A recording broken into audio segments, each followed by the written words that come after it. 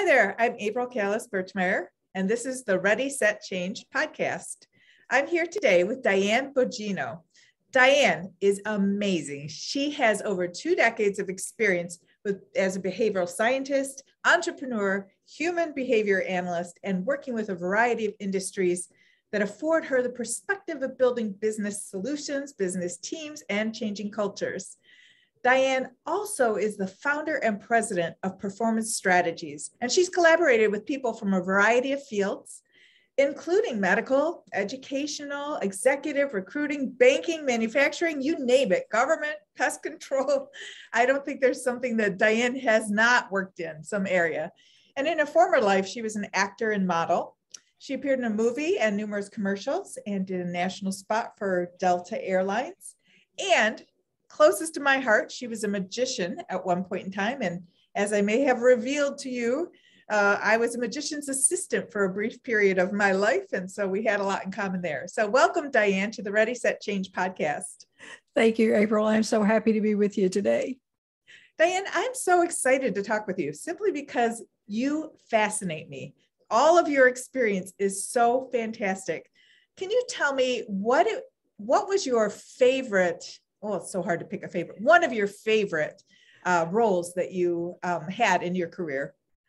Oh, wow. Hands down, HR. Oh. Sorry, folks. But yeah, HR and the training, because teaching is dear to me. My daughter even said to me one time, "Mother, you're just a natural born teacher." So that was a real compliment.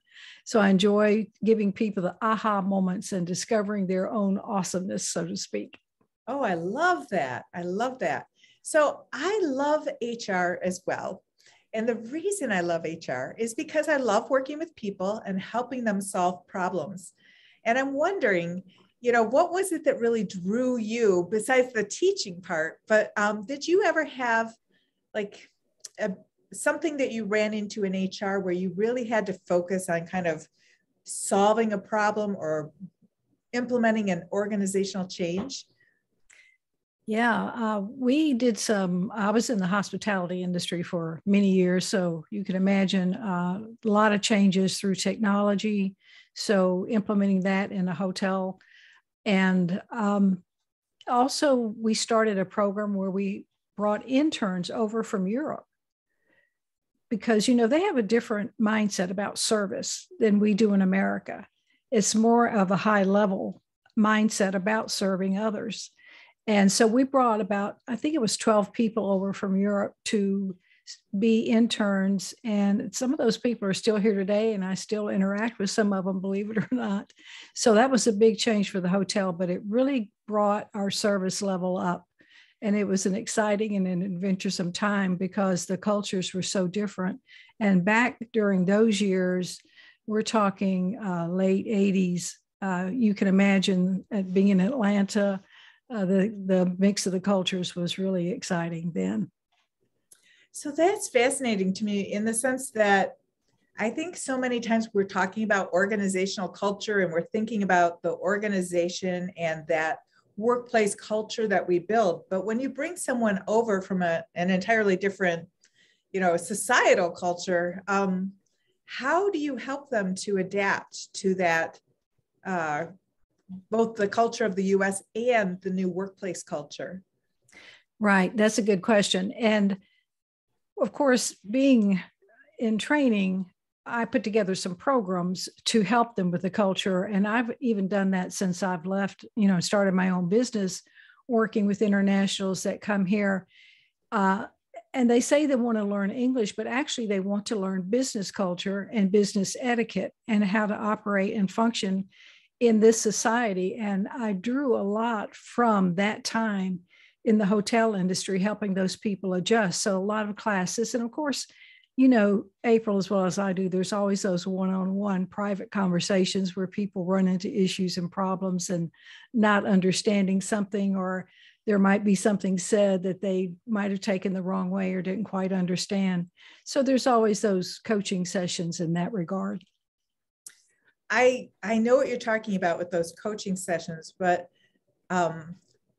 how can you help me understand, like when we're talking in those coaching sessions to help people sort of adopt a new way of doing something or to change their behavior in some way,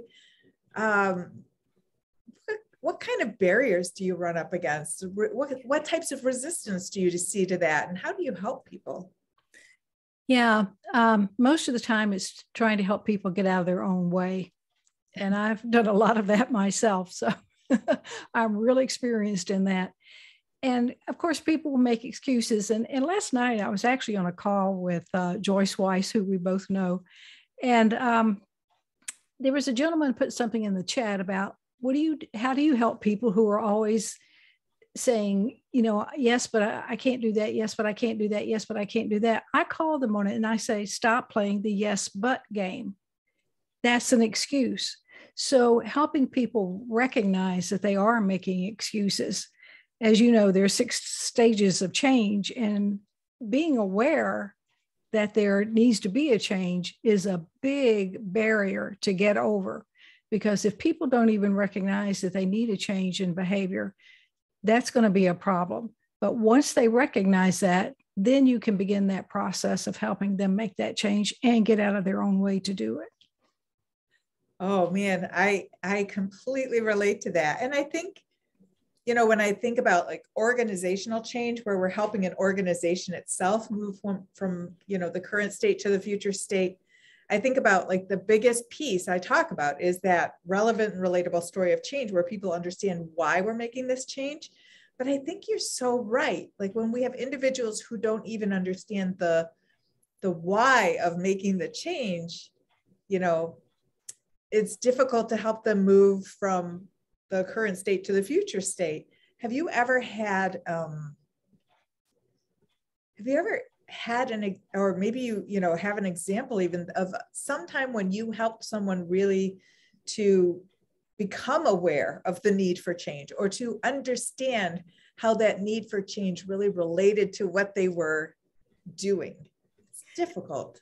Yeah, it is difficult. And a lot of the times, well, let's start with organizations since you mentioned them. That's the step they need to take in disseminating the information about the why they need to make the change, and be more transparent about that. They'll have a much easier job of making that change happen and be successful at it. The same goes for an individual when you're in a coaching session. And, I've had a CEO call me and say, you're either going to coach this guy or I'm going to fire him, So here I am, you've got this guy. Now I work with assessments. So that kind of gives me a leg up because they're inputting the information. So, if they start arguing with it, I say, well, who put this information in here? Did somebody else fill this out for you? Well, no, I did it. Okay, so you didn't lie. We know this is the truth. And of course, if you get feedback from other people, I was in a session earlier this year where a woman said, yeah, people are always telling me this, but I just don't see it. And I'm going, okay, so people are telling you this, it's right here in this assessment, and you're still saying it's not true. Think, hello. So the assessments help people, or help me as a coach, help people understand themselves quicker and deeper. So it saves time and it saves the organization money. So it's right there in black and white. I like your focus on assessments, particularly because in our organizational change management world, the very first step of the standard for change management is evaluate the change impact and organizational readiness. And so that's all of the pieces of the assessments where we do the change impact assessment, a stakeholder assessment and analysis. We have so many different types of assessments, learning needs assessment, communication assessment. And I think you're right. Those assessments really, they're relatively objective when they're performed. And I feel like they become subjective when they're discussed, is what you're talking about. Right. Yeah. Break through that. Yeah, and they have to be scientifically based. You have to really make sure it's a good, valid assessment.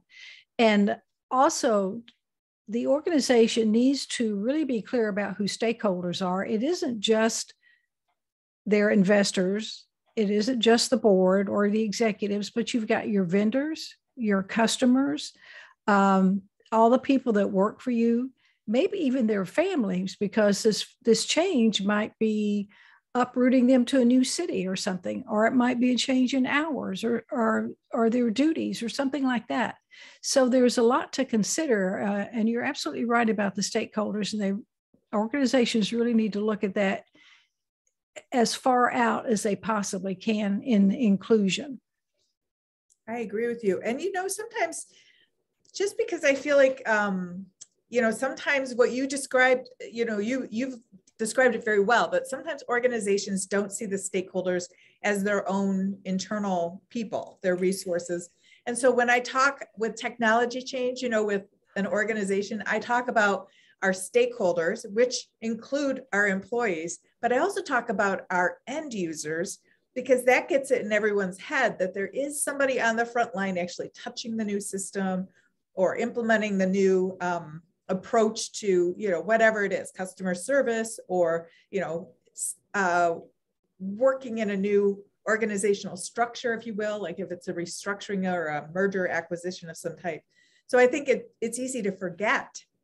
And what, you just pointed out, which is that stakeholders are people in the organization, as well as our external customers and vendors and government agencies and all sorts of other folks impacted by that change. That's an excellent designation.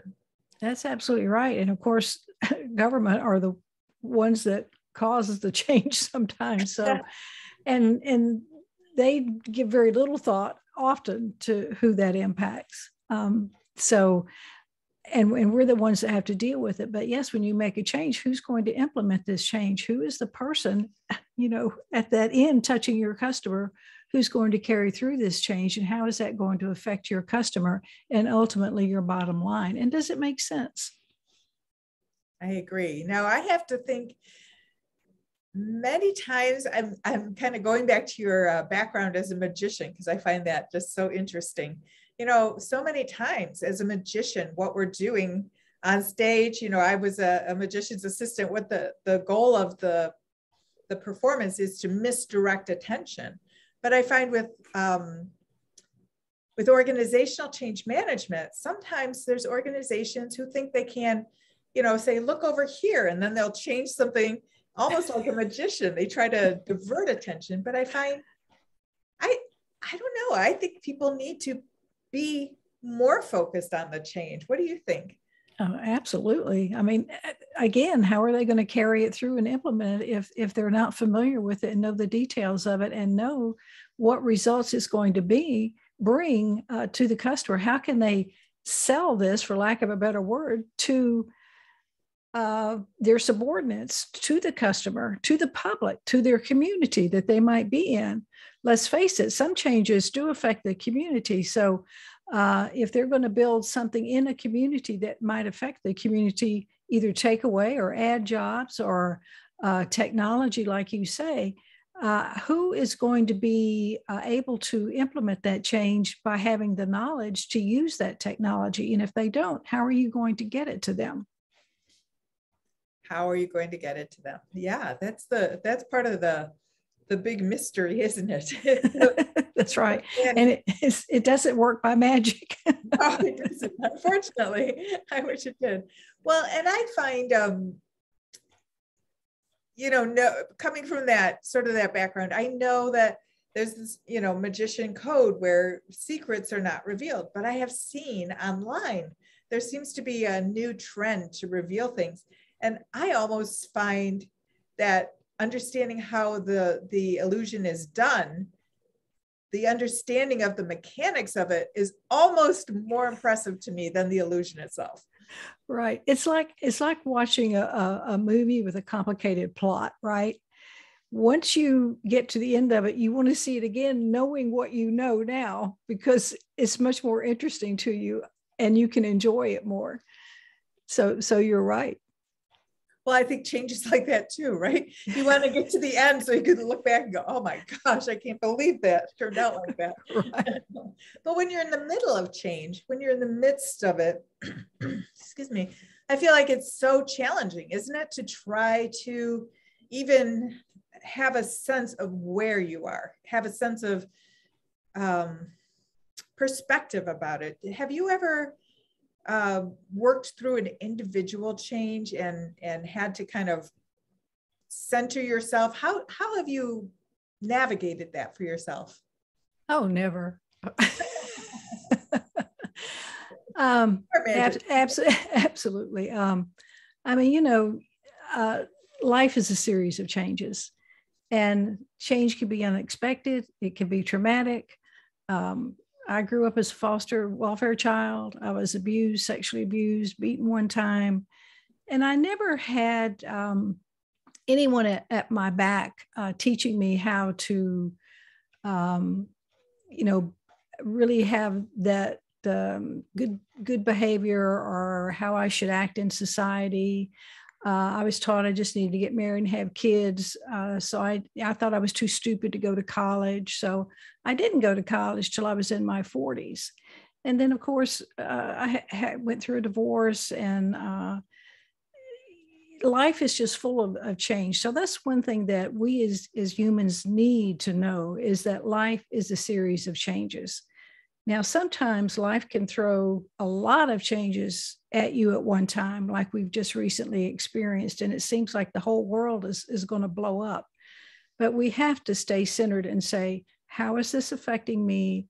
How can I get through this? What's my next step? And don't be afraid to ask for help. That was also something that was taught. Just do it yourself. Don't cry. Don't call on people. Don't bother people. And that's been a real detriment in life and business. So it's not a weakness to ask for help. It's a strength. I agree. It's a strength. You seem like you are so resilient. And what do you attribute that resilience to? I just think it's remarkable. Yeah, now that I've depressed your audience. Well, I'm optimistic, and you know that there have been studies shown that people who are optimistic really are more successful. And I've had a good sense of humor, and I've had the ability to be able to understand that there's some things I can't do anything about. Those things happen to me. I'm not those people. I would never be those people. And I've also been blessed with wanting to learn. So I read voraciously, and I taught myself many, many things. And of course, the self-confidence took a lot longer, and I do that every single day. I'm a lot better, but it takes a long time to get rid of those voices in your head from the past. But you just have to keep working at it day by day, little by little. And I've just read James Clear's. In fact, I'm reading it again. James Clear's book on atomic habits, and little changes pile up, and they make a big difference after a while. But it's those little steps that you think may not make a difference, but they really, really do.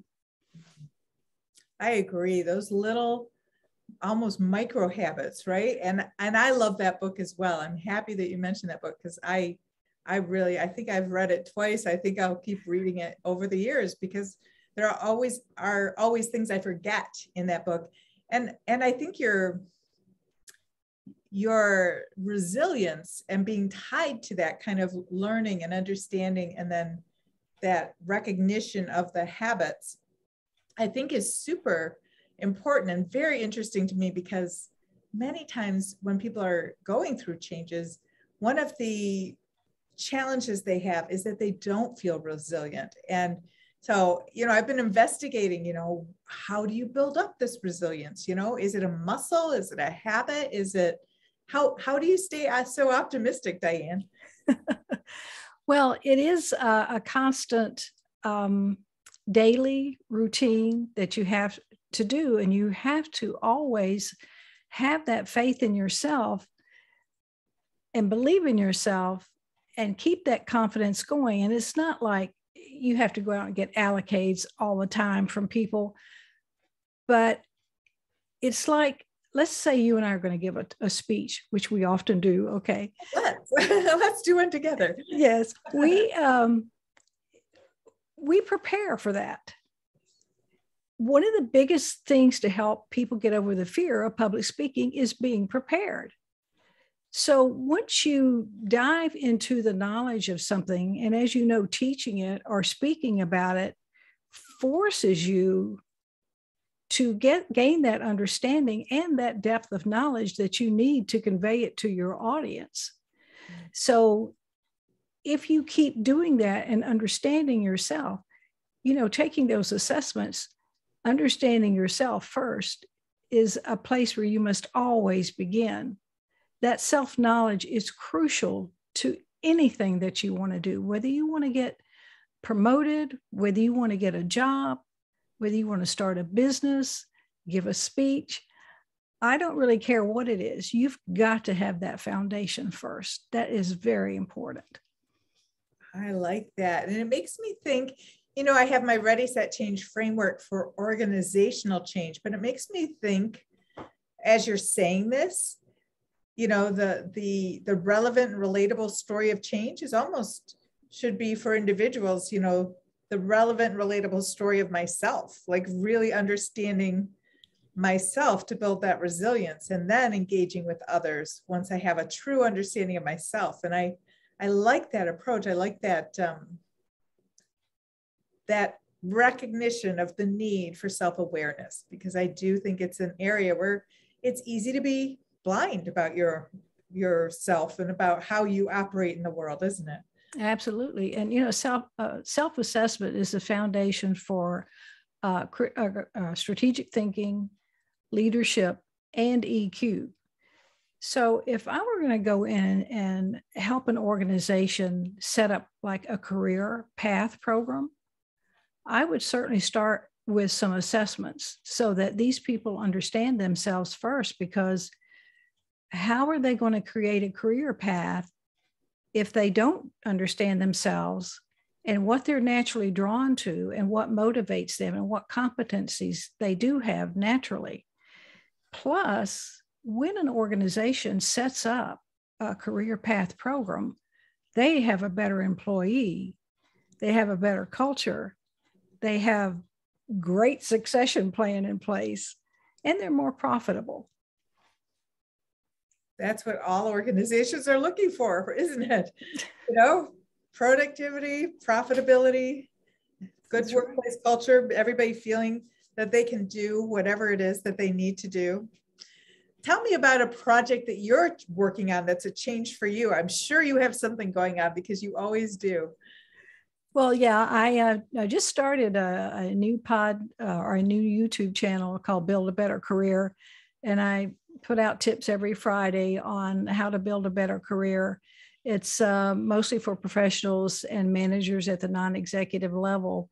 But I'm also about to do a program with Renee Lee Rosenberg on freedom after 50, because of the ageism in this country. In this country, we think when you get to be 40, your brains fall out and you start to drool and you can't do anything anymore. But nothing could be further from the truth. And I encourage organizations to look at older people because they are having such a difficult time right now getting good talent. And maybe, yes, we might be a little slower, but look, we have a vast level of knowledge. We might be a little slow in the technical, but you and I are I think, rare because we've kept up with it. But we have to. And we bring a lot to the table. So, organizations have, I think, made a big mistake in looking over the older population and bringing in good talent to mix with the generations. Oh, that's an interesting perspective. And I have to say that I do think there's something odd about the fact that you finally feel like you know everything, and then it's like, oh no, here's someone who's 20 and they don't know anything, but we like them because they have a long runway ahead of them. I just love it when my son's impressed with my technology knowledge. Right, there you go. Yeah, so it's a win-win. So I'm really focusing with our groups right now on helping people prepare for certification, for to really kind of upgrade their career, to really give them that extra distinguishing factor that many don't have. When you have a certification of some sort, whether it's a graduate degree or a project management professional certification. I know there's SPHR for the SHRM folks. I know we have a new one for change management, the Certified Change Management Professional. What do you recommend, Diane, for your career folks, for your career channel, which sounds really interesting to me? Do you recommend that you pick one, or should you get like 20? I mean, what's your thought about that? Well, I'm going to give you an answer one of my college professors gave me. It depends. That's a consulting answer. For myself, I got an undergrad in psychology, but when I got deeper into the work that I'm doing, the coaching especially, I decided I really needed a more in-depth knowledge, and of course, change organizations or change in organizations. I decided I needed that OD, and I decided to go back and get my master's in industrial organizational psychology. I figured if I could say it, I could pass it. I'm also certified in all the assessments that I use, and I have to get recertified every 2 years. So it's not an inexpensive endeavor. Some professions, particularly medical, legal, require certain certifications. In the hospitality industry, there are certifications that might be more valued than a degree. So you have to really look at the industry that you're in. You have to do what makes you feel comfortable about your level of knowledge, because a good certification program, as we discussed, helps you go into that depth of knowledge and gain what you need to know to really be proficient at what you're going to be doing for your life's work. I think that's really interesting. And I think you're right. In many cases, a certification is almost more important than a degree. And there's many, I've noticed there are many certifications that don't require a degree. You can substitute experience for, a 4-year degree or master's degree or something along those lines. Right. Well, Diane, I always ask, and I might actually know the answer right now, but I always like to ask at the end of our time together, how people can get a hold of you to find out more and to find your YouTube channel. And also, my second question is, do you have a book you would recommend people read? Well, James Clear's book, Atomic Habits, for sure. Yeah. And I'm also doing, the 12-week year? The 12-week year. Oh, yes. Yeah. So learning a lot from that as well. You can get in touch with me going to www.performstrat.com or Diane at dianebogino.com. My phone number is 404-320-7834. And one of my channels is Business Notes, where I interview people like you. You can go see April's interview. She was awesome. And then Build a Better Career is the other one for the career tips. Very nice. Very nice. Well, Diane, you've been through a lot of changes. You've shown amazing resilience. And I'm so thrilled that we had time to talk today, because I think you have a lot to share, and helping people to understand how to move through those changes, really focusing on that awareness, I think is such helpful information for everybody. So thank you so much for spending time with me today on the Ready, Set, Change podcast. Thank you for inviting me. I've enjoyed it, April.